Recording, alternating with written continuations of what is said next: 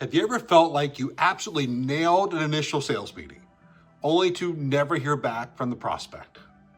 Well, chances are you most likely spilled your candy in the lobby. Now, what does that mean? Too many salespeople walk into that first meeting and unload everything, their pitch decks, their case studies, their product sheets, videos, whatever it is. The prospect walks away thinking they've got everything they need.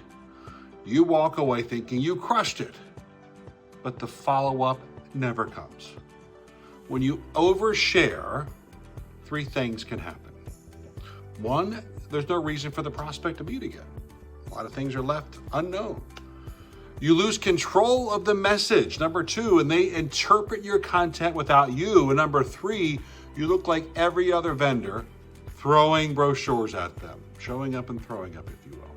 Today's buyers don't want clutter. They got plenty of clutter. They can look for that all the time. They want clarity. Instead of dumping content, guide the conversation. Ask smart questions. Share only the one or two insights that directly connect to what they care about. Then use your collateral later to reinforce the message, not to replace it. Remember, prospects don't buy brochures. They buy solutions to their problems. So keep your candy in the bag, if you will, until the right moment, and you'll have a much better chance of closing the sale. What about you? Have you ever given so much away too soon in a sales conversation that it's come back to hit you like that?